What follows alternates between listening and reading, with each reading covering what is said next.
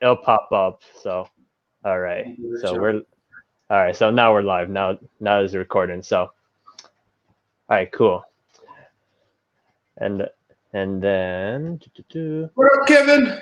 It's good to see you, man. good to see you too, sir. All right. So this is Canine Freedom interview number 3 with my friend Martin Wright. And yeah, why don't you go ahead and tell us what state you're in, and what's your business name and what you specialize in, man? All right. I am in Boston, Massachusetts. My business name is Argos Dog Training. And then what up, Kevin? It's good to see you. Whoa, that's weird. All right. So Oh, because you're on Facebook, I think, right? I'm trying to share that. I'm not going to share it. That was so weird. I thought it was a ghost haunting us or something. Yeah. So anyway, I am Martin Wright. I am in Boston, Massachusetts, and my company name is Argos Dog Training. I specialize in pet dog training, pet dog communication, behavior modification, and puppy development. That's my main things that I work on. Right on. That's awesome, man. Yeah, we can't get enough of that. You know, and then right now, like, I think one of the things I was thinking about talking was just like the importance of pet obedience with dogs. Like, I know there's like back and forth where like dog training, when it comes to certain behaviors, everyone's like, oh, your dog needs to work on obedience, or like obedience is all the answer. While some of the trainers is like, no, there's more to that. So like, I sort of have an idea. Like, I think it's kind of both, because like if your dog can't even sit for you, then there's no way he's gonna listen to you when he's like barking at a dog or barking at a person, or not just the simplest of things. If your dog can't do, there's no way he's gonna respond to you in like other situations with distractions. But I wanted your 2 cents about it, and what are your opinions about this, like the pet obedience when it comes to like pet owners and their dogs? Definitely. So for me, I actually stopped calling what I do obedience a couple of years ago, because when I think of obedience, I think of competition work a lot and things like that. Although it is kind of the same, I call it communication training. Mm-hmm. Yep. Which is just teaching the dog, what I mean by when I say sit. What do I mean by that? Mm-hmm. At the same time, I like to call it communication training, because then it's a two-way street. Right. I'm teaching the owners how to read and anticipate their dog, as well as I'm teaching the dog how to read and anticipate their owner. So the way that I'm teaching, I'm not teaching competition obedience. The way I'm teaching it is I want to be able to get to a point where we don't need words, where it's all about intentions, and the dog is reading the intention of the owner, and the owner is reading what the dog is likely to do, and they're able to find their way, as they go. The words are great. I use a lot of the practical obedience training techniques that are out there in order to teach these things, but we don't focus on making sure the dog sits 100% of the time when you say sit. Focus on reading the dog and anticipating. That's a good point. Yeah, that's a really good point you brought up. It's just reading the dog, and just like a lot of people just want their dog to just like do all these things, like jump through a hula hoop on fire, sit down, and all that. But then like there's a couple clients I've worked with where it's like their dog is like either super pumped or reactive, or just like not in a good state of mind, and they tell the dog to sit, and then I'm looking at the dog like he's physically sitting, but mentally he's still like, I want to go yell at that dog, or I do not like this person at all, or just so it's really important that especially with clients, they have to take that time to learn the body language, and just like what they're communicating non-verbally versus like growling and barking, because that's easy, but just to read how the eyebrows shift, how the forehead crunches, or even just like a lip lick, all those things are super important to distribution, how the dog distributes his weight, where his feet are pointing, those little cues that give us ideas as to what the dog is really gonna do next. That is the biggest part. Yeah, it's so important. Like for a normal dog person, just be like, the dog's not doing anything, and then I'm looking at it, I was like, oh no, he's telling me something. A lot of that it always makes me feel like I'm Dr. Doolittle or something. Or when people say, "Oh, dog whisperer," I was like, no, it's like, yeah, maybe, but I'm just really watching your dog. I'm watching what your dog is showing with the body language. That's definitely true. So when I'm doing behavior modification training, I take that communication work, and that's only one part of what I do with the client. You know, communication is important, but stress reduction, you know, layered stress and all of that, like all the greats always talk about, that's really important. And then also structure. You know, those three together solves just about, I can't think of a problem it doesn't solve. Right. Oh, hey, Larry, how's it going, man? That's Larry. Hey, and then there's a couple of watchers.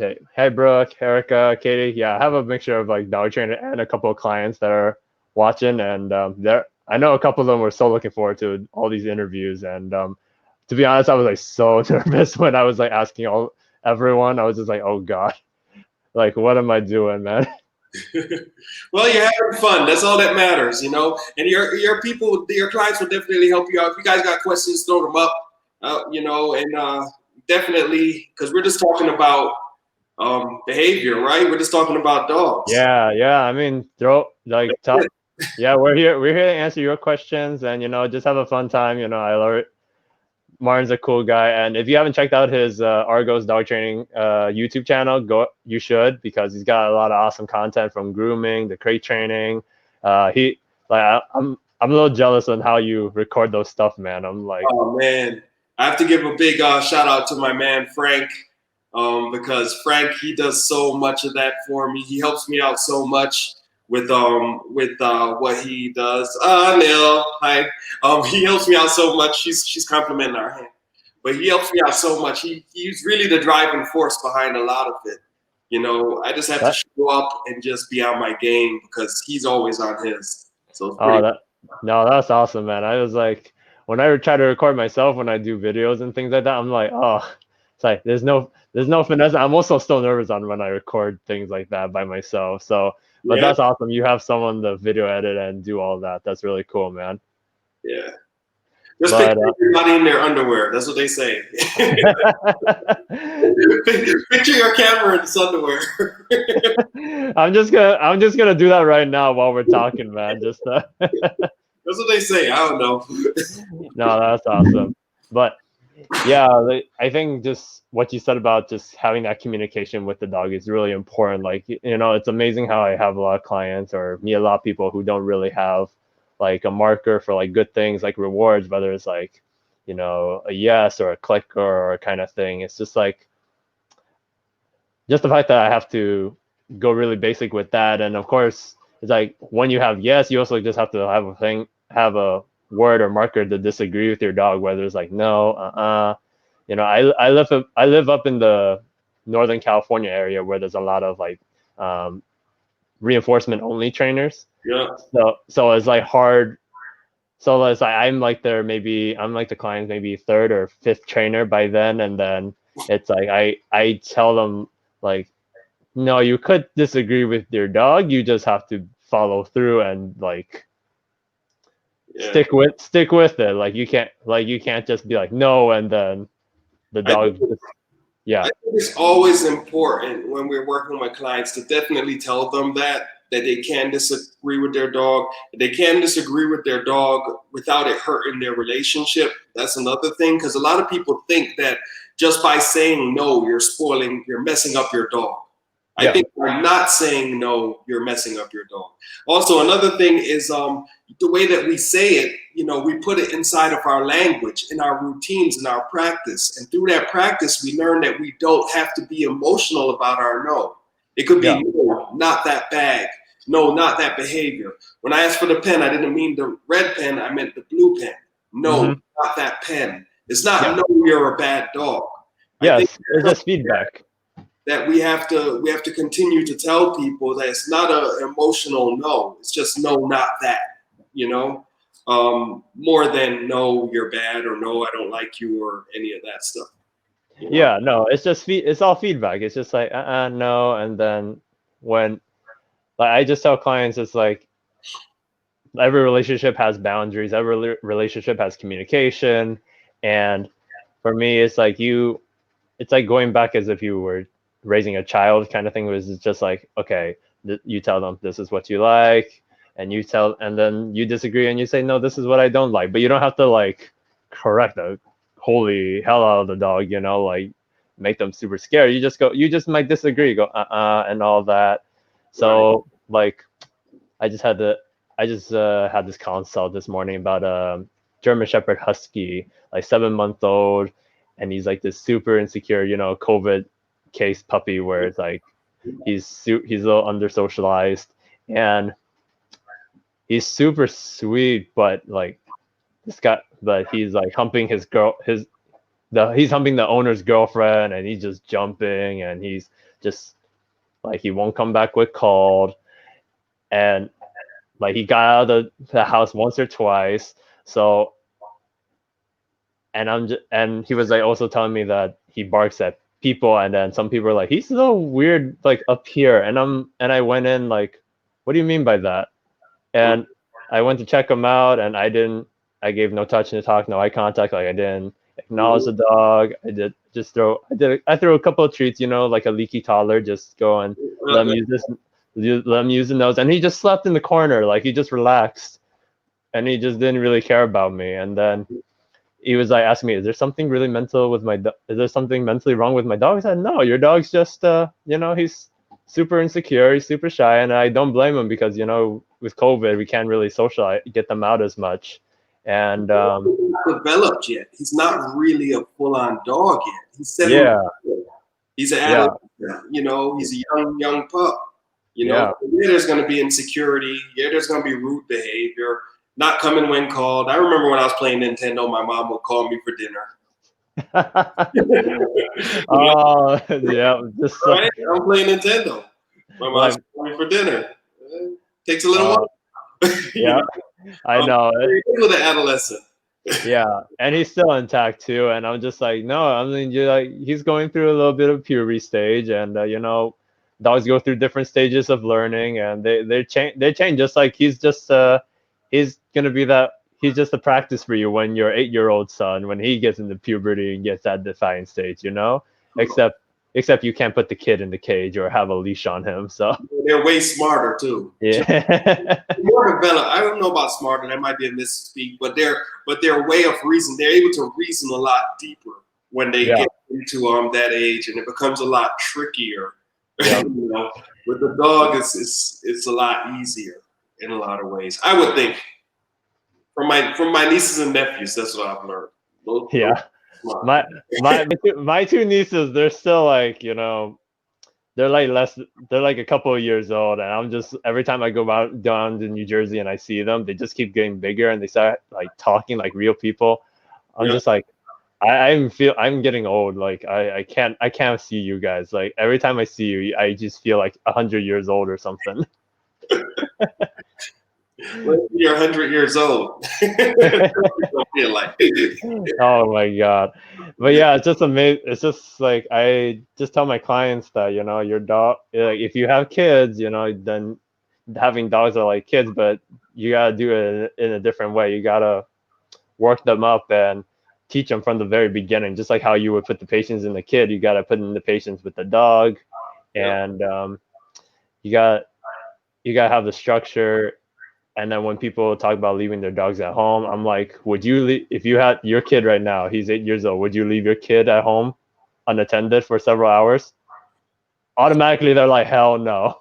And I'm just like, exactly. So you shouldn't leave the dog that's like less than a year old.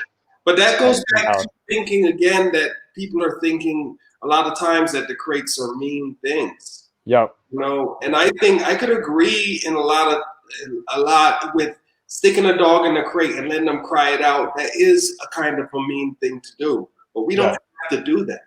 That's a choice that we make. You know, we can condition the dog to the crate. We can teach the dog how to go into the crate when we ask them to, how to stay in there with the door open. Once we have that, we can wait until they calm down inside the crate, you know, and then we could, all right, closing the door is a problem. Then we just condition that. Yep. You know, just condition, close the door, food, open the door, no food, close the door, food, open the door, no food. Pretty soon the dog is, close the door. Please close the door. Close it quick, you know, because that's what they want, the food they want. So we don't have to make it a tough thing, you know, when we're crate training a dog or a puppy. It doesn't have to be that hard, especially for a puppy. Puppies, because their attention span is so short, you know, and they need so many naps. Crate training, you just have to keep them in there 15 minutes. They'll probably fall asleep and you're on your path. No, definitely, man. I mean, especially with COVID, you know, just having the crate in your room and you going to a different room just to teach to not always follow you, just learn to give you distance. And like for me, like when I was boarding dogs at my place, I no matter whether it was a puppy or an adult dog, or they weren't crate trained, I would just feed them in the crates. And 2 weeks, just the pattern of breakfast and dinner, just go into the crate and you get fed. In 2 weeks, the dog could just be boarding, not necessarily boarding trained with me, but he'll just run in the crate and just enjoy it. So it's just how people view the crate. Like I still have clients here and there that still call it like cage, versus like crate. I'm like, it's not terrible. It's just, you know, it's just how we view it. And it also just, there's a lot of other benefits to having a crate trained dog, you know, especially if you're traveling anywhere with the dog, or you know, it's a good place to have them for their nap times, or even if you need a break from your own dog. Like there's a couple of times where, like, you were saying something, Martin? Yeah, even structure, life changes. You know, sometimes you have to move. Now your dog is in a new environment. You know, people break up with their boyfriends or break up with their girlfriends, and that person's not there anymore. That's a big change for a dog. One way that we can help the dog to understand the world just didn't end is by having things that are familiar that they can go back to. You know, 10 a.m. in the morning is crate time. It's always been crate time. It'll always be crate time, you know? So those are the kind of things that help the dog get along through the day. Even if you're, as you said, if you're traveling, you could bring your crate with you, and now the dog is quiet in the bed and breakfast, quiet in the hotel. You know, it's easy. You know. Yeah, definitely. I mean, it's just like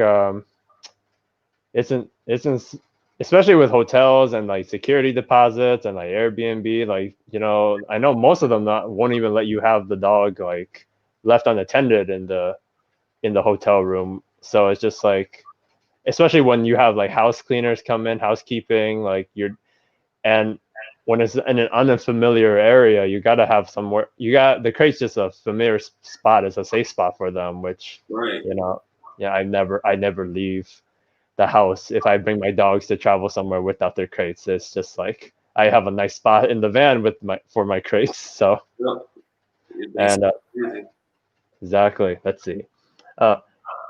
Hey, Carrie. What's up, Anthony? And Karen's watching too. They're getting more watchers every time I get an interview. This is awesome. So, let me see. I'm trying to think what else I'm thinking about. Yeah, like there's that one video I remembered you posted. It was like teaching your dog to just do nothing. You know, you stepped on the dog's leash. That one was really good. So like, what would you say? It's like would you say you'd be able to do that with a puppy, or like would you rather do when they're like a little bit of an adolescent kind of thing? Like, what do you think about that? I start my puppy owners with that. When they're very young, because a lot of the times the puppies are driving people crazy. I'm not a trainer that uses a lot of no with puppies. The way I explain it to people, my clients, is if my 2-year-old niece came over and I put her down on the floor and she's crawled over to the school, not 2 years old, let's go younger than that. Let's say 12 months old. And she crawled over to the screwdriver, and then she started crawling over with the screwdriver towards the socket. I'm not going to yell at my niece and tell her don't put this. I'm not going to yell at her, right? I'm going to remove the screwdriver. I'm going to pick her up and I'm going to put her in her playpen, right? Yep. If I'm a good uncle, what I'm going to do is I'm going to make sure I pick up all the screwdrivers off the floor to begin with. I'm going to cover all the sockets, and I'm going to take care of it that way so that when I put my niece on the ground, there's nothing dangerous there. So that is the way I kind of approach it. So when the puppy is being really excited with the owner, just doing things that puppies do, and they only do it for a couple minutes because they're puppies. One of the things we could teach them is like, when you see me do these exercises, that means calm down. Yep. And I've had people get their dogs all the way through the teething stage, till the puppy teeth. I start to teach formal yes and no when the puppy teeth falls out of the puppy. When the adult teeth start coming in, that's when I start teaching formal yes and no. Until then, I'm just kind of just protecting, and just kind of removing danger, right? Teaching the puppy how to calm down, teaching the puppy where to go to the bathroom, teaching the puppy what is okay to do, kind of. But that teaching them how to calm down, I use the sitting on the leash for that. And I started with my puppy people as young as 8 weeks old. We started right away. And then by the time they get into the adolescent, what I call the adolescent class, which is really just puppy 2, it is dogs that are 13 weeks to 20 weeks. The puppy's teeth are still in there. When I'm in that class, we graduate and we change it to standing on the leash, which is basically the same thing. Now, all of this stuff is not my invention, of course. There's many trainers who've been doing these techniques for years, and I just really learned from them. But I use that all the time. Oh yeah, definitely, man. I mean, there's so many trainers I would love to give shout outs to, like when I use their ideas or use their methods or just practice what I've been doing with dogs. It's just you learn so much so that you have a giant ass toolbox, so you can help like almost like a lot of dogs, not all of them, but like a lot of dogs. And it's really I love that mentality, just teaching them to calm down as puppies, because if you can do that from such a young age, by the time they're like older, you don't have to like put as much effort, and you get that dog that you can start bringing out to like out in public. Nobody ever thinks about that.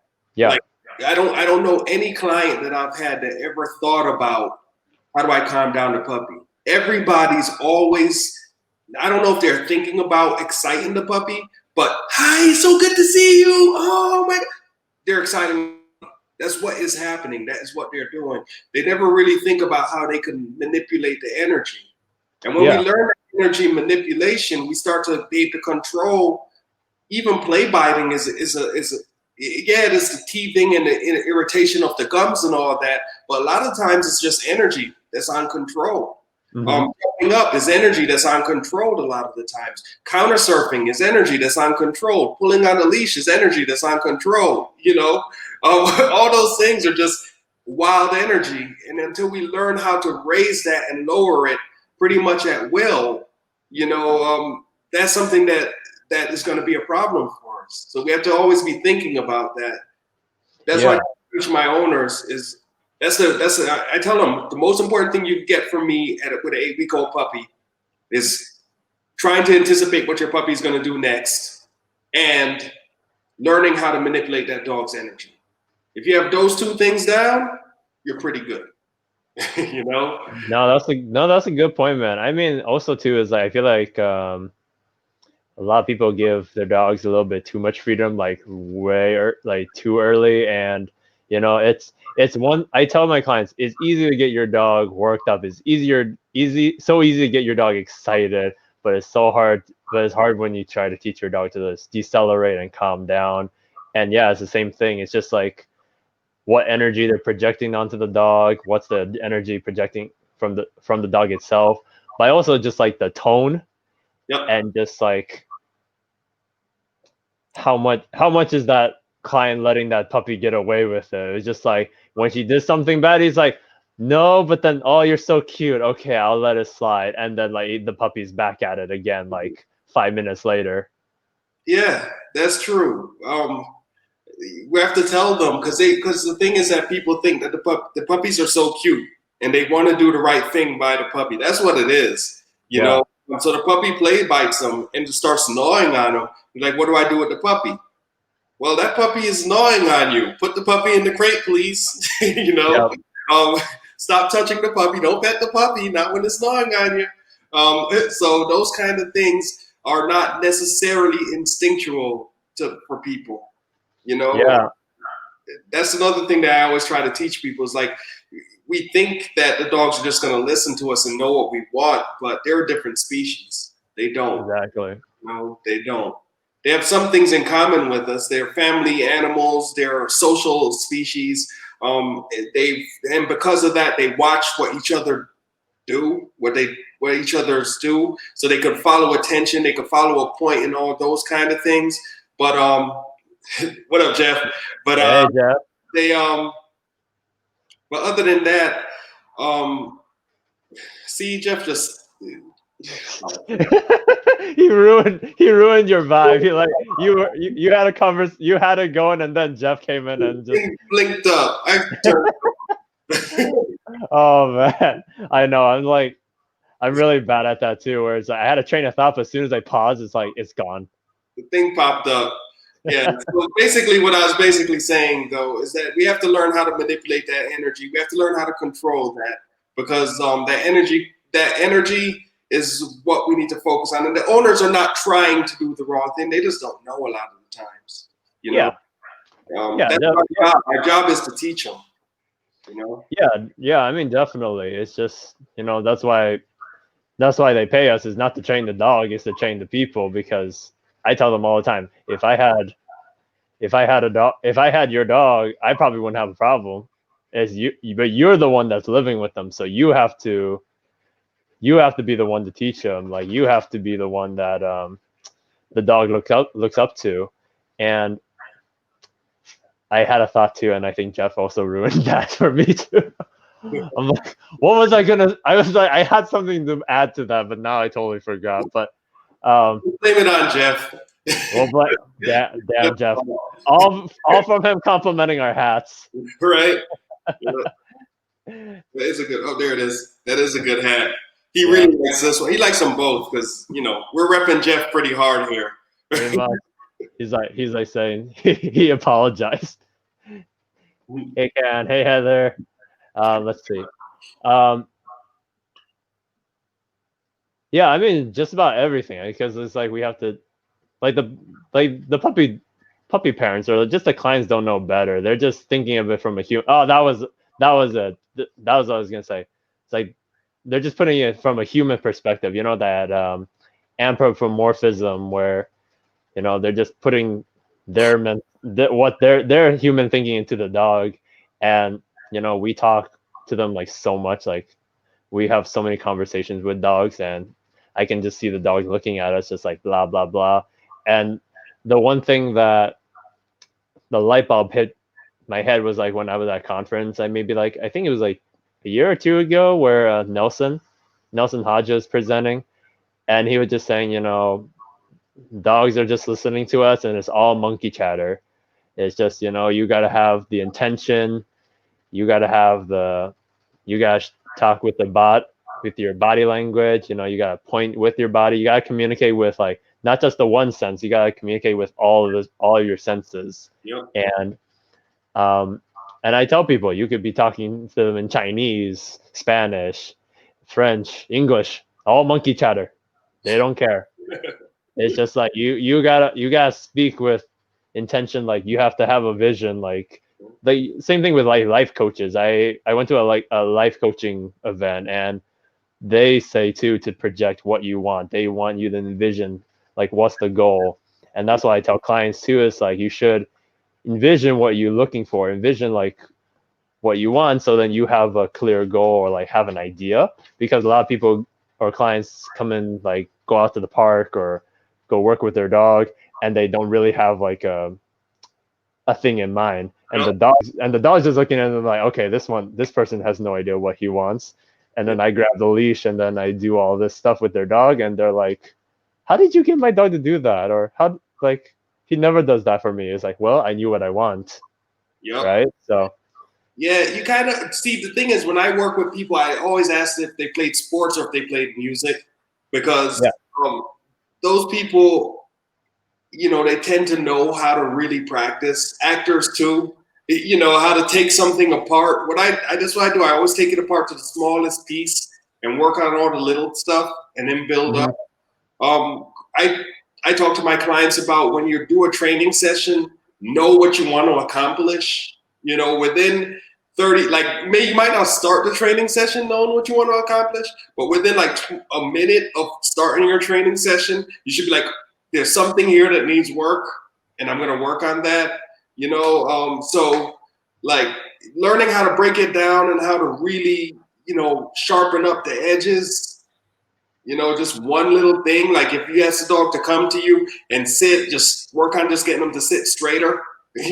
Work on the whole process anyway. But it's also really gonna sharpen up those little edges as you're going. Yeah, I mean, there's like so many things that the client wants to do with the dog, and he's just the way they come up to me or they talk to me, they're like, I want all this fixed. I'm like, okay, we are gonna deal with those. We are gonna go through what you want to do with the dog or like just the training goals, but you have to take it one step at a time. And especially when I'm giving them homework, I like tell them, you don't have to do everything in one day, like within an hour. Like have a planner or have something where it's like, look at your schedule during that day and say, what can I do for this 20 minutes that I have with this dog on Monday? It's like, you could put in, I'm going to work on recall and jumping for 20 minutes that day. Then Tuesday, I could do something different, whether it's like pulling on the leash or stepping on the leash to teach them to be calm. Like, like plan it out. Yeah. Like so then you're more organized and you have that clear thought and that goal in mind. Otherwise, again, it's like going on a tour guide with like traveling to a different country with a tour guide, but he has no idea where to take you versus like a seasoned tour guide that says, okay, I know where to take you. This is where you need to go. You just have to have that. You just need to plan it out well. And even if like you don't plan things don't go smoothly all the time, but it's just like, at least you have an idea what you want to be doing. That's true. All of that is right on. A little quick thing that I've been experimenting with lately is I stopped telling my clients 20 minutes. I don't tell them anything for 20 minutes. Now I'm telling them 5 minutes. Do it for 5. I never tell them 20 minutes on anything ever. Yeah. Seriously, I tell my puppy clients, like I've been telling them, because when I was doing boarding trainings at my house with puppies, I told them 8 to 10 minutes, like tops. Like it does not need to be like an hour, does not need to be like 20 minutes. It's like short and simple, short and sweet. The thing is, dog training is naturally rewarding, but when it starts to feel like a job, to clients, that's when we lose them, and that's how come we get people that don't want to practice, right? Exactly. So I tell them, I give them something easy to do, 1 or 2 easy things, practice that for 5 minutes. They'll come back to me like, oh man, I practiced it for 20 minutes the whole week. I just went 5 minutes, but then I was 15 minutes late to everything. Hey, that's not my fault.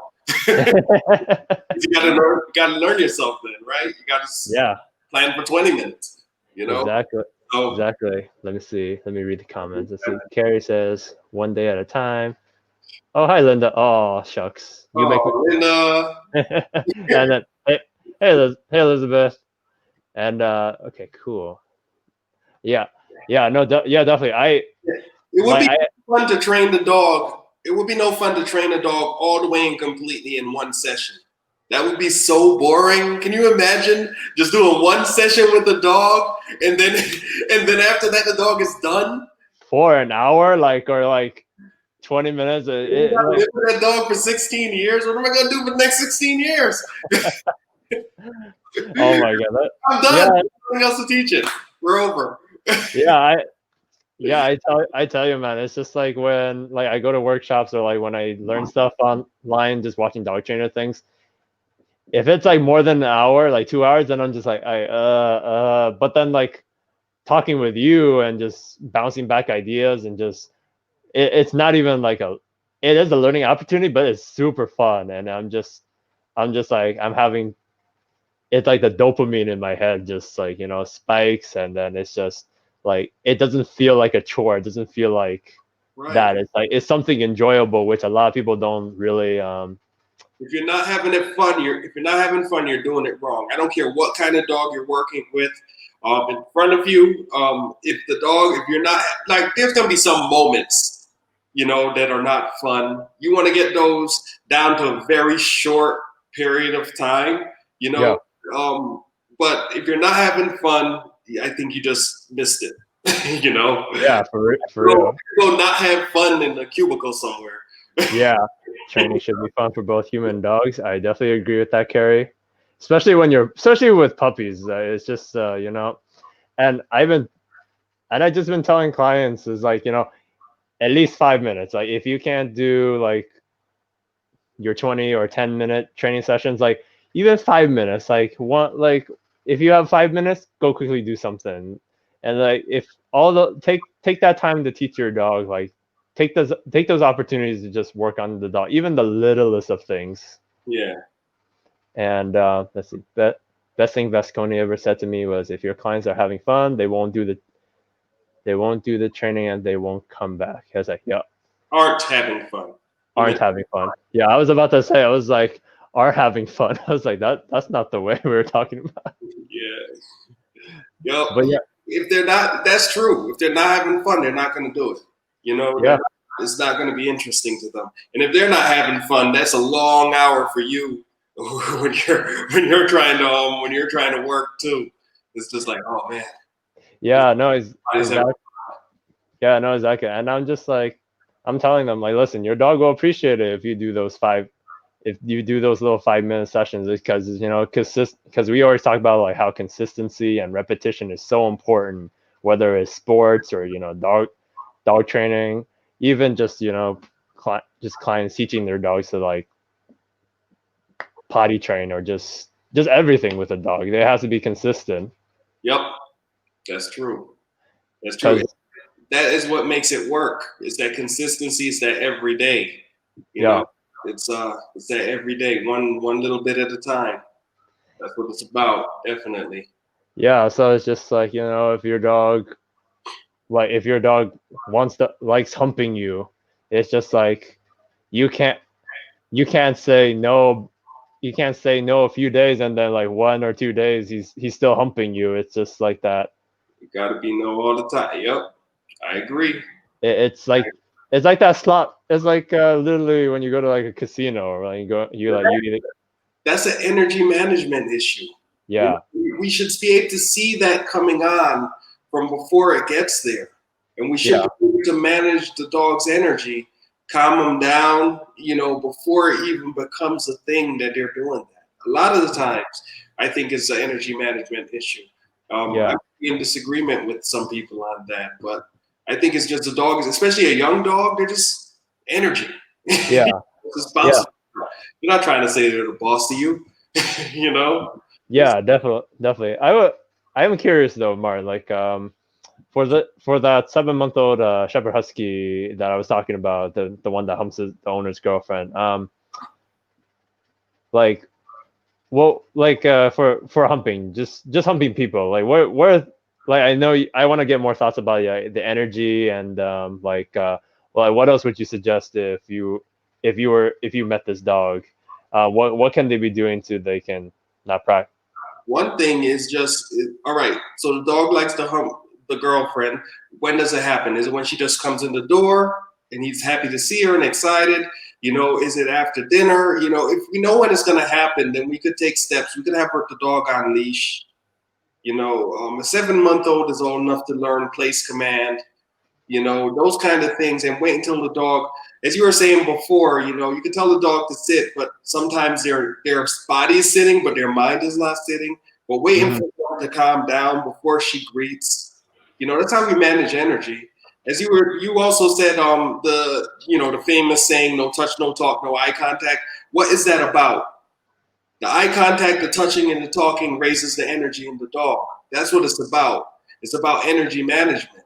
Yeah. So by not talking to the dog, by not looking at the dog, and by not touching the dog, what I'm doing is lowering the energy in the dog, so that way the dog, it's easier for us to do what we need to do. You know, same thing. They kind of like, I tell my puppy clients too, if the dog comes out of the crate and it rushes and it bites your Achilles heel, and it does it one time, okay.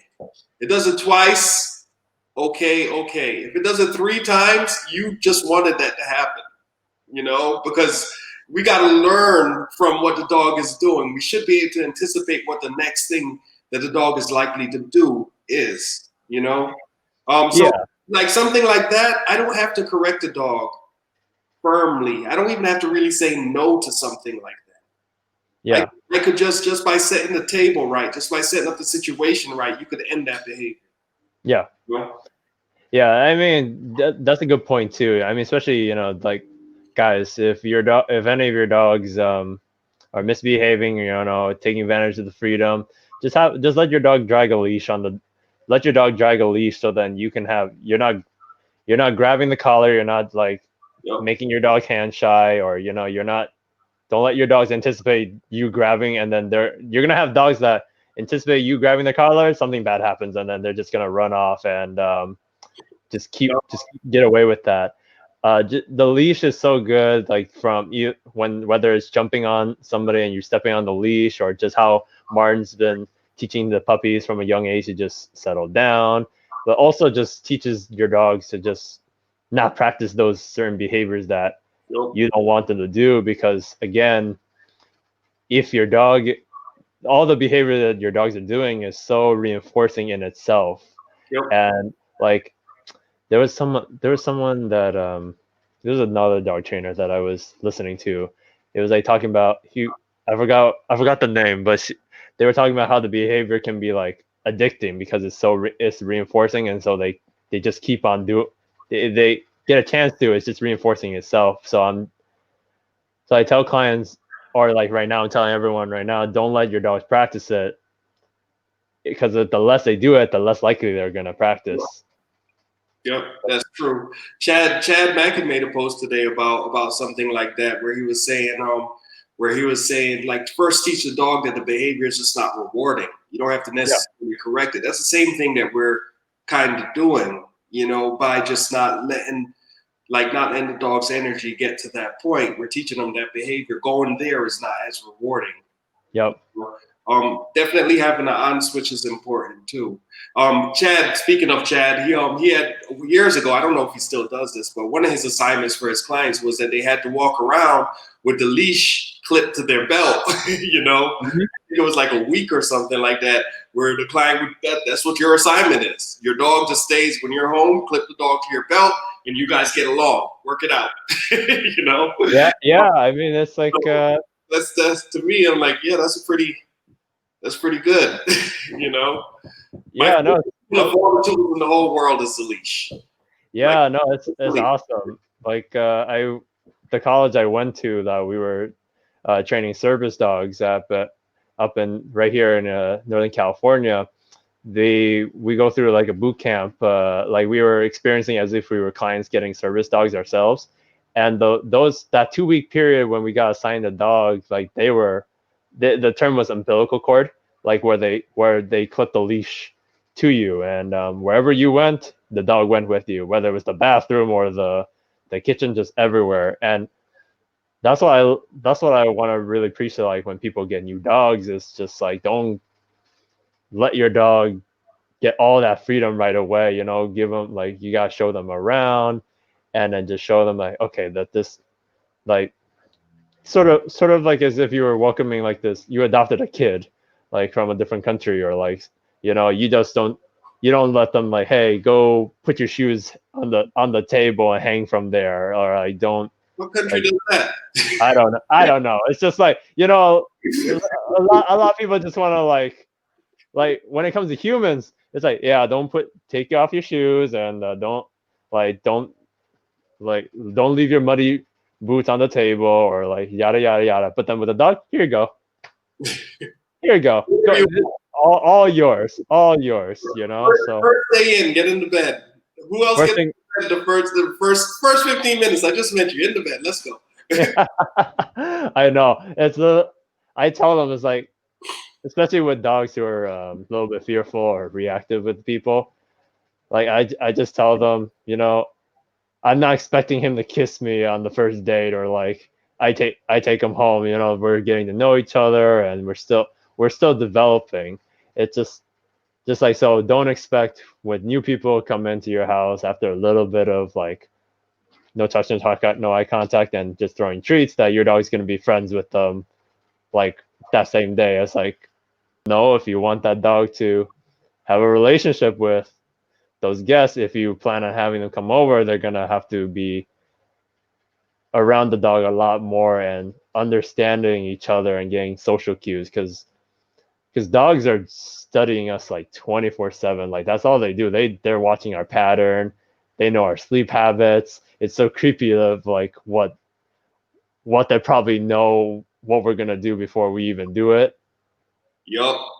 Versus like when I tell them what I ask them about their dog, like, oh, I don't really know, or like Your dog knows you. You don't got to know your dog.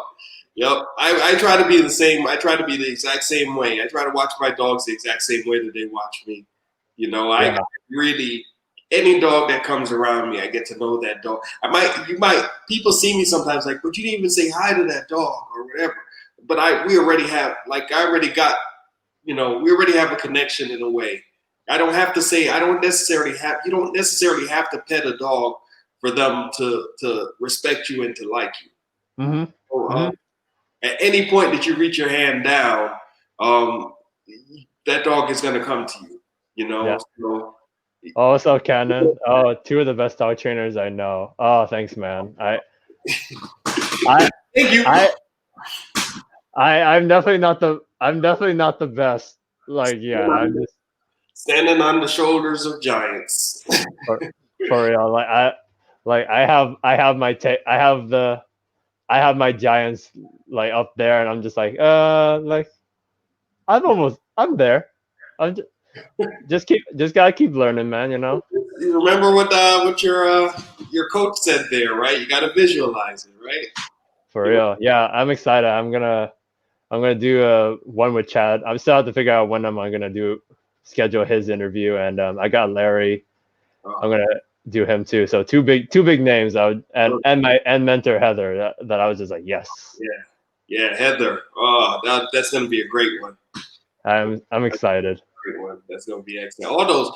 Everyone that you bring on, man, is very entertaining. I only got to see one of the two that you did prior to me, and I just watching it. It was great. I learned stuff. Separation anxiety. That's the one I watched. Yeah. Thanks. I really appreciate it. Sometimes I'm like, I get so nervous, just like, oh God, my voice, or just like, oh, like, am I saying, like, I'm not worried about me saying the right stuff, but it's just like, is it helpful, or is educational for like people? It's like I'm very self-aware. Yeah, you can't help but help people, because, like, without even thinking about it, you know so much more about dogs than the average person in society. Yeah. A lot of times, I think us trainers, we think about other trainers and what they think about what we're doing more than we think about the general public, and what they think. Yeah, there's little flaws in my game where I don't necessarily reward the dog at the same point every single time, but I'm training pet dogs. I'm just trying to make people's relationship and their life better with their dog. I don't have to. Nobody's giving out medals for this stuff. Yeah. I don't have to nail the exact perfect reward at the exact perfect time with the exact perfect marker. It doesn't matter. To my clients, that kind of stuff, it doesn't matter. Yeah. No, we're seeing you out there too. Yeah, I'm looking forward to San Diego. The fact it's drivable. I'm hoping to bring. Missing this year's conference was kind of tough. I know. I was a little bummed, actually. Come here, Chihuahua. I know you're sleeping, but I'm hoping you get to meet this little guy in San Diego, since I can drive up there. So What's the name again? Ahi. What is it? Ahi, like the tuna. One more time. Ahi. Ahi. Okay. Yeah. Okay. Yeah. Is that a Hawaiian word? Yeah, like just like the fish, just like the ahi tuna, just because. Okay. I don't know. It was like it just stuck to me. I was like, I'm gonna oh, that's why his first name was Alfie at the shelter. Yeah. I was like thinking something about like food. I was like, what can I name this dog with food? And I was like, oh, Doing these days, I'm getting a lot of food named dogs. yeah. Seriously. I almost named him like Wasabi or something, just because it was just like spicy. That's a good name for a Chihuahua. Yeah. Yeah, I can't wait. Like, I can't wait to see Itty Bitty. She was. Yeah. Itty Bitty. She's getting better and better. You know, she's getting better and better. And now that this COVID thing happened, I actually have more time now to work on her. So I'm working on her a lot more, you know, than I was before. So she's getting sharper and sharper.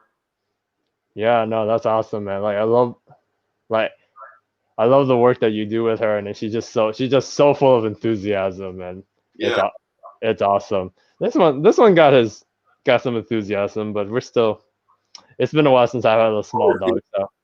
How old is he? He's like 2 years old. He's 2? Can you lift him up again? All right. I thought he looked like he had gray in his face. What happened to his eyes? Do you have any idea, or? No, we had there was a little incident between like one of the dogs and like she resource guarded with a toy, and the next thing I know, I popped out. I was like, oh my god. So yeah, that's tough. That was tough. So, but it's all good. I was like, he's still like emotionally like he still acts the same. Like he acts like he never lost the eye. Yeah. And now everyone. When did you adopt him? A year ago. A year ago? Yeah, because I help out my roommate's local shelter down in Petaluma, and I was helping her test dogs. And then she was like showing me. She told me, "Oh, you should meet this Chihuahua. He's really cool. He plays tug." And I just came back from the J Jack workshop in Utah for GRC, and I was like, "Oh, let's meet this guy." And then every time I was helping her test a dog, I came to visit, and he was still there. It was like been a month. And then we're just playing with him. I'm like doing bitey face with the hands. I'm tugging with him. And then I was like, can we foster him? And she was like, oh, okay. And then she was like, gotcha. She never expected me to adopt a Chihuahua. I kept telling her like, I wanted a Labrador. I wanted a Pit Bull. I wanted like a certain big breed. And next thing you know, it's like, within a few weeks of having this dog, and then she says, yeah, if someone's interested, like, do you want to bring him back to the shelter, or do you want to keep him? I was like, I guess I can keep him. And then it's like, in worst case scenario, it's like I can just bring him back when I don't like him anymore. But no, stop it. But no, he's been I would say when you find the dog that you need versus like the dog you want, it's like you get a good vibe. Like he definitely fits the lifestyle. Like Nova, my Malinois, she's really great. Like she showed me so much that I can when it comes to, like working breeds and like other things that I could be doing. But it was just like I didn't get to really pick her because it was like a family gift that, you know, they said, I'm going to give you the smartest puppy. And I was like, what did you mean by smartest puppy? Oh, she climbs the fence, the little exercise pen, and she went to the other side. I'm like, oh, lovely. That's called No, I know. It was just like, okay, you're gonna give me that dog. Great, yes. I have not seen her climb a fence at all or anything like that since I've had her. So just like maybe that was just a one-time thing, but it wasn't like I got to choose her in a way. So the fact that I got to choose this little guy and it worked out pretty well, it was a good feeling, you know. All right, you can go back. Different. Little dogs are different. I have to admit something. The hardest dog I had to house train was Itty Bit. That was the toughest dog that I had to house train.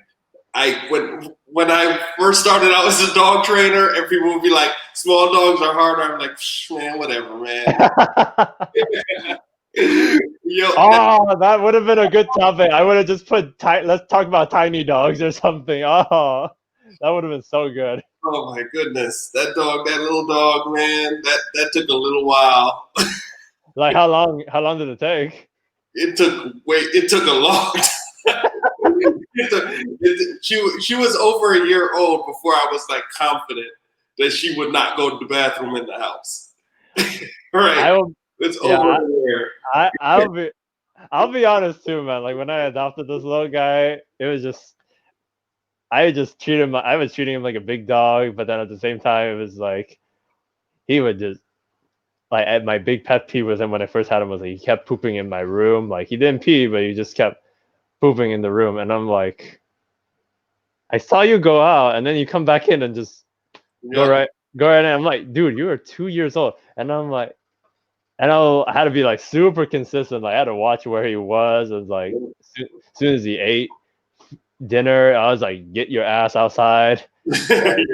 And I was like, you are not leaving the backyard. You're not going back inside until I see you squat. And I was just like, all right, go, cool. And then it's all the stuff inside is so small, and really like Itty Bit, like if you have a 6x6 space, 6 inches by 6 inches, she's fine. She could curl up in that little spot and she's fine. So like no matter how small you make your crate, there's a corner that she can use as a bathroom in that crate. Oh my god. Who I got her from too. I don't think that they were the best with that kind of stuff. You know, of course they had a bunch of min pins and they were all, all over the place. I don't think that they were the best with it either. So it was a little tough. Yeah, no, I had to. It was crazy. Just I had to be on it, and then when I tell my clients like you got to be on them with the potty training, it's just like I tell them, I hear you. Listen, I have a Chihuahua that's 2 years old. He still poops once in a while. He still poops in my room. That I gotta keep the pattern. I gotta be on him, and I was like, at first, oh, it should be a difference because it's a small dog. Then nope. It's so wrong. And this is my experience. But I only had one small dog, so maybe she's just really bad. Because that does sound like Itty Bit. She does rock though. That's true. But she's definitely her own creature. So I know. The little one I have will be so much easier, and I'll be like, it was just Itty Bit. Yeah. No, for sure. It's the same thing with me. It's like between the Belgian Malinois and the Chihuahua, I'm like two different species right now. I'm just like, and I'm like on his butt. Like as soon as we get up, I'm like either I like watch him go down the stairs. I'm like making sure I'm behind him, like get all the way out, and then eat breakfast. And I'm like watching the backyard. I'm like dude, I know your pattern. You gotta pee like 4 times, and then you're gonna go squat. And I'm just like go. And that's a lot of things. That's the other thing. I don't think a lot of clients do is just just study their dog or just know the dog's pattern. Oh, hey Chad. Hey Chad, how's it going? Yeah. Another cool thing is that as you're studying the dog, one thing that actually helped me with Itty Bit teaching her to go to the bathroom on command. So as you're sitting there and you're watching the dog, you're starting to really pick up the patterns. I tell this to my puppy clients as well. I've had one client who stuck with me all the way to off-leash communication, and she actually trained her dog to go to the bathroom on command too. But both of my dogs do it because I know when they're going to go, and when I start to see them start to take on the actions, of course you say the word and you keep repeating it, and then you give them food when you're done. And before you know it, you just say the word and they start looking to do it. It's really very easy to do. And that's what helped me to train Itty Bit eventually, to actually do it, where I could trust her. But now where I can leave her anywhere and I'm like, yeah, she's fine, but it took a little while. Yes, he's still like, he's almost there. He's still a little bit where I probably can't leave him unattended like for a long period of time. But he's doing a lot better versus when I had him a year ago. It was just like, oh my god, I felt like a little rabbit was visiting my room. I'm just like, what's this nugget? I'm like, oh, I'm like fish. I'm like, I'm gonna kill you. It's like so little, but I'm just like, just the fact that he pooped in my room, like, oh, It's not right. it's not right. But it did teach me a lesson, that small dogs can be a different world when it came to like potty training, and like it helps when clients hear me say that. It's like, hey, listen, I hear you. Yo, it's hard.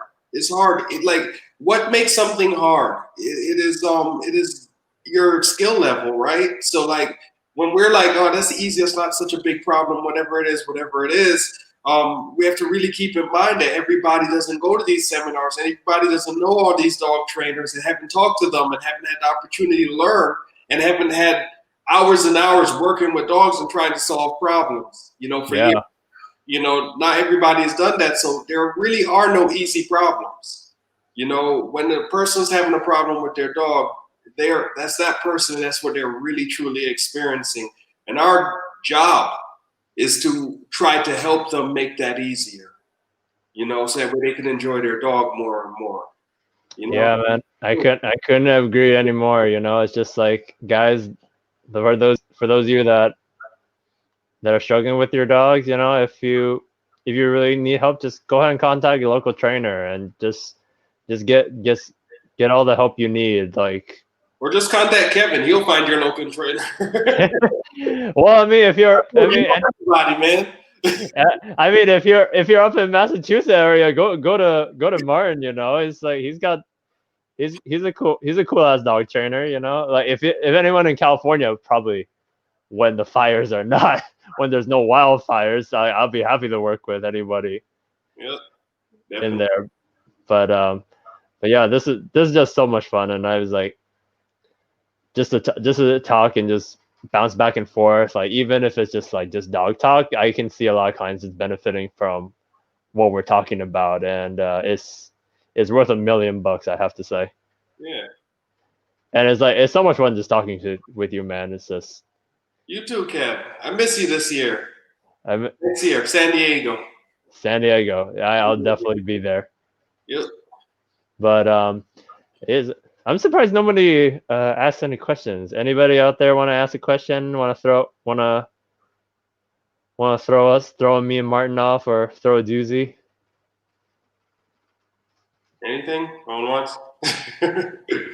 Going once, going twice. Let me ask you a question then, Kevin. What is your favorite behavior that you have to deal with? Problem behavior. What's the one that you like working with the most? Now the question come back to me. So, I do, one of my favorite things that I like to work on is dog reactivity. The other one that I do enjoy is just, I still want to learn a little bit on how to work with them. It's like just working around like fearful dogs, just because it's like when you see like a person come over and the dog's just going nuts, or just like super fearful and does not want to be anywhere near the person. But like when I come in and I approach the dog, like I show them like, okay, don't approach it forward, approach it sideways, and just, and the dog like rewards in itself, whether it goes in the corner and just sleeps there, or like approaches from behind, or like actually invites interaction for me. And then the owners are like, that's amazing, or like, that's so cool. He's never let anyone like get that close, or sniff them that way. And I tell them, it's like, well, he's rewarding me because I respected how he's feeling, and I'm just communicating that I'm not a threat, and this is what you need to teach your guests, especially, it's your house, it's your dog, you have to give house rules. And like, I like seeing how it's such a process, but I like seeing just how that confidence grows. And like in a few weeks, they're just coming up to me like this goofy dog, and just like, what's up? It's like, oh, what's up, buddy? But like reactivity, the dog reactivity just because I get so many. Like I guess like I'm literally like the guy that people send me like reactive shepherd, reactive Roddy, reactive pity. It's like same thing over again. Yep. And it's just like here and there. It's like I wish I could have the one. I could train the one golden retriever puppy. I wish I could train like the simple stuff. I always get like the complicated like reactive dogs. But I spent a lot of years just getting those two. Now I'm starting to get more puppies, but I think that's more about program building and things like that. You know. yeah, But you need to make sure that you don't. At least in my opinion, I don't. How long have you been doing that? I don't even know how long you've been training dogs. Not telling you what you need to be doing. Maybe I should just be sitting here. not. Oh well, now you can interview me next time. well, Right. well, I mean, I would say I've been professionally training for like 5 years Yeah. because back when I was at New Jersey, like when I was in high school, I did a lot of volunteering at local rescues and shelters, and then I went to see senior year. I went to the training Caesar's Way, and that's where I actually met Heather Beck, which is a godsend. But as I was learning from co- college at that dog training college for service dogs, that's when I got my feet wet with more Petco clients, and I worked at Petco for 3 years, and then that's when I went back to New Jersey for a break after I graduated college, and I said, you know what, I really love California, and I'm gonna move back there. And I worked at Petco again just because I needed a job, and then I just realized, I think I can do this on my own. I think I could start my own business, which I was super nervous. But then like afterwards is like 3 years on my belt, then 2 years starting my business. So I think I'm reaching maybe year number 6. Yeah. Yeah. Yeah. So for me, like when I started out with really difficult dogs. Probably my first 6 years. That's Mm-hmm. probably what it was. It seemed like they were all. First of all, they seemed all really difficult because I was learning. I was picking up new stuff. I'm still picking up new stuff, but I was, learning a lot then. And then after that, as I started building out my programs, then I started to get more and more puppies. I like the puppies because I like to get there before the problems, but Yeah. I like the problem solving too, the troubleshooting. Yeah. Yeah. Like I always, especially with reactive dogs, it's just like, or just I guess I like all behavior issues, but it's just like they're honestly like problem solving, and it's just like I like the thrill of just seeing what will work with that dog. And then that's why I enjoy just learning from all these different dog trainers, especially from IACP and going to workshops. Is just put the puzzle together and just say, okay, if this didn't work, let's try this, and then just really figuring out what style or what methodology or what tool would really help in that case, and then teaching that to the client. You can get whatever dogs you want. It's all about how you market yourself. Yep, Heather. She knows. She She, knows. she knows the truth. She I knows. know. There was I like when I was saying, I wouldn't not mark. I wouldn't always market myself as a problem dog solver, though. I will always do that because I can do it. I feel like I'm good at it. yeah, With the experience that I have doing it, and I enjoy it. But I also enjoy getting the puppies and seeing what we could bring out of them and their owners too. Because yeah, I don't get the clients I don't have, and the clients I'm really not looking for are people who are trying to do competition work and things like that. yeah, That is not really what I'm interested in. So I like to bring out the most I can out of people who are just like, yeah, I want a pet dog. you yeah. know, No, I hear you, man. Just because it's like, that. yeah, I hear you. Just because I'm not like that strict, like clean, elegant obedience where it's just like, it's like Schutzen or like AKC kind of thing. Like as much as I would, it's like that's not my niche. Like my niche is just like, private lessons and just helping out the dog in front of me, and just problem solving that behavior. And like I do love puppies. I had a thought. Now I totally I totally forgot. Oh. Not Jeff's fault this time, Kevin. I know. I'm like, I have nobody to blame for this one. just you. No, It's just me. No, like, because with my Belgian Malinois, like maybe for me as a side hobby, yeah, maybe some like really good obedience. But for my clients, is they just want, like, they want simple things. I just want a dog that can walk on a leash. I just want a dog that can be good around other dogs. I just want the dog to not jump on counters. It's just like, yeah, simple. It's like they just want simple. Like the obedience, I don't want like all that pressure. Yeah. It's like especially competitive. There are ways to teach that competitive obedience without the pressure too. Yeah. Well, I've seen it. It's been done. There's ways to do it without a lot of pressure. You still have to tell yes and no, I think. But yeah, no, definitely. And then like I would say most behavioral issues, like, I think I have a good handle on. And then there's things like resource guarding. There's like separation anxiety and real aggression that I am not like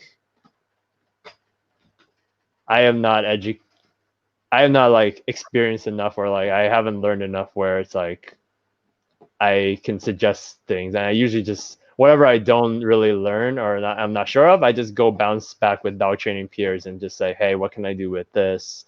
Or like I'll just refer out, especially if it's a human aggressive dog, or if it's like I'm gonna kill you kind of dog. I'm just like, I'm gonna send it off to a different trainer. I'm not there yet. Right. It's like you are definitely. That's definitely important. Yeah, and I think I do. Coming to Utah soon, as soon as I can. I really want to be. Heather, can't wait. Very soon. And I do want to give a shout out to Heather, just because just of what she said.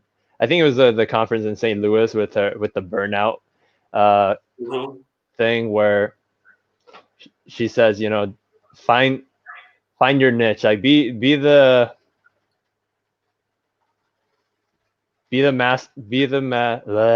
oh my God, Heather, maybe she can help me out with this. Like, it's like be the master of something and don't be the jack of nothing, like just that's an old saying. I think I can probably bring it up for you. It's better to be something about jack of all trades. Better to master one trade or to be something like that. Like, better to master one thing than master or be. Yeah, I know what you mean. I swear, like Heather's gonna like comment just like, and we're both gonna be like, oh, it's a lot simpler than we thought. But no, it's like, for me, I found my niche, and this is like, I acknowledge yes, don't be a jack of nothing. Don't be a jack of nothing. Yeah, seriously, just because it's like I acknowledge like what's my limitations are, like what are some things that I'm lacking. Like, there's so, like, as much as I want to label myself as Top Gun dog trainer, there's still so many things that I've not even dabbled in yet, because there's like new popo, there's all these there's like negative punish, there's like Chad Mackin, where he talked about like negative punishment, or like just all these different concepts that I wish I could, that I want to take time to dabble in, and just a skill set. Let's see, basically, Heather, basically find your niche and master it. So it's that's why dog training is so much fun, is like you just go find something that you're not good at, and you just it's what you're interested in. And there's so many other dog trainers. I know in Massachusetts there are dog trainers everywhere. You know, it's something I'm not really interested in doing. I just tell people straight out, I'm not really interested in that. Like, this person might be, that person might be, I don't know. Yeah, man. I mean, you eventually you stick out, because it's just like you're good at where you're at, and you're good at your niche, and then people start recognizing you. Right, and it's a lot of fun that way. Yeah, makes you feel special. But all right, guys, I think that was an awesome talk, Martin. I really appreciate you taking the time on your day off to talk with me. I really appreciate it, and I do miss having great fun conversation with you at IECP conferences. Yeah, we'll be back there next time, man. I think it's gonna be kind of crazy. It's gonna be fun. Oh, just everyone just super hyped up. Here very often, so. I know, right? But all right, awesome. And then I want to give a shout out to Martin and all of those who watched and commented. And again, if you're out in Massachusetts and you need a dog trainer, hit up Martin. He is really good. And again, subscribe to his YouTube channel. And you'll find it. I'll put it in a comment. I'll comment in your YouTube, on your YouTube when you post this to YouTube. Yeah. Link there, or I might send it to you so you can put it in the description or whatever. Yeah, for sure. Yeah, and I can also send you. I'll also send you the whole file so then you could convert it into a YouTube video yourself. So then you can have it on your channel too. So. Yeah. All right, Heather. Love you too. We miss you so much. Yeah, Heather, and everybody. All right, got it. All right, we're gonna end the broadcast now. So, peace, guys.